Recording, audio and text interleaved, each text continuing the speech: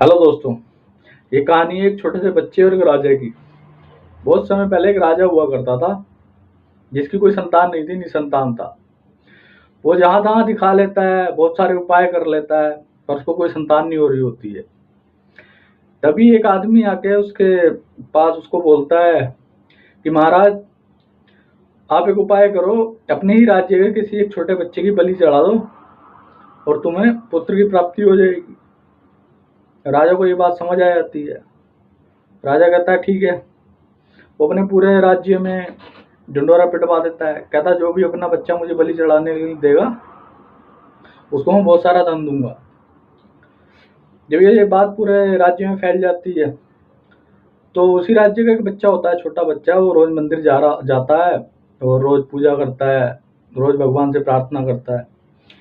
अब जो उसका पिता होता है उस बच्चे का, उस घर का मुखिया, वो सोचता है क्यों ना मैं इसी को दे दूं भगवान को, वो राजा जी को, क्योंकि वैसे भी मेरी बहुत सारी संतान है, एक ना भी होगी तो कोई फर्क नहीं पड़ता। अब वो जो बच्चों को ले जाके राजा को सौंप देता है। अब वो उसको बहुत सारा धन देता है राजा। उसके बाद राजा को बच्चा मिल जाता है। राजा आदेश कर देता है कि बलि देने की तैयारी करो। अब उसके मंत्री सैनिक सब तैयारी में लग जाते हैं। सारी तैयारी हो जाती है। राजा आता है। राजा आके बच्चे से पूछता है कि आपकी कोई इच्छा हो तो बताओ, आखिरी इच्छा हो तो। बच्चा बोलता है एक इच्छा है महाराज। बोलता है मेरे को थोड़ी सी मिट्टी मंगा दो। राजा कहता है मिट्टी, मिट्टी का क्या करना है? बोलता है कि नहीं तुम मंगा दो। तो राजा आदेश देता है सैनिकों को मिट्टी लाई जाए। अब सैनिक मिट्टी लेके आते हैं, बच्चों को दे देते हैं। और वो बच्चा क्या करता है, मिट्टी के छोटे छोटे 4 घर बनाता है। उसके बाद बनाने के बाद उनमें से 3 तोड़ देता है। अब जो सैनिक होते हैं, मंत्री होते हैं, राजा देख के सब हैरान, सब घबरा जाते हैं। ये क्या किया, ये कौन सी विधि अपना रहा है, ये कौन सा तंत्र मंत्र करने में लगा हुआ है। अब बच्चा आता है राजा के पास, बोलता महाराज अब बलि चढ़ा दो। राजा बोलते हैं कि ये सब तो ठीक है, ये तो बता तूने किया क्या, ये इसका क्या मतलब बनता है? बच्चा बोलता है कुछ नहीं महाराज। तो बोलता है कि इसका मतलब तो बता क्या है, तू ये चाहता है कि बलि के बाद मैं बर्बाद हो जाऊं? बोला नहीं महाराज, मैं किसी का बुरा नहीं चाहता। ये जो 4 घर बनाए हैं इसमें से 3 मैंने तोड़ दिए हैं। इसमें से एक जो पहला घर तोड़ा है वो मेरे माता पिता का है, जिनका फर्ज बनता था कि मेरी रक्षा करें, लेकिन उन्होंने धन के लालच में आके मुझे तुम्हें बेच दिया बलि चढ़ाने के लिए।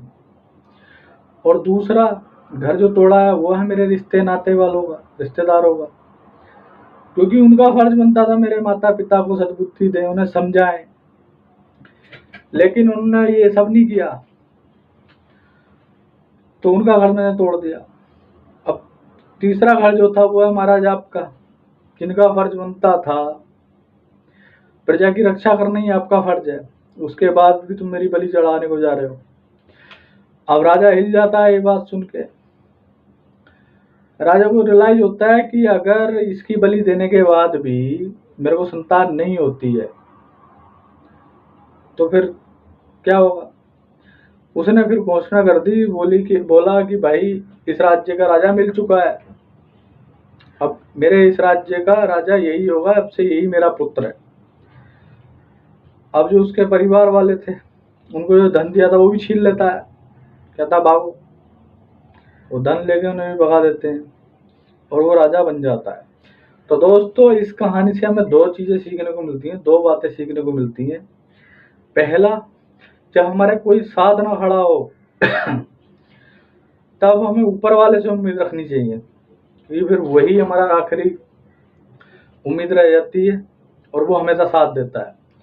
और दूसरा दूसरा जो है, हमें कभी भी लालच में आके, किसी भी तरह के लालच में आके हमारे फैमिली के किसी मेंबर या फिर हमारे किसी रिश्तेदार या दोस्त यार, किसी को भी कभी भी लालच में आके ऐसी जगह ना फंसाएं कि तुम्हारा तो फायदा हो रहा है, दूसरे की जिंदगी ना बर्बाद हो जाए।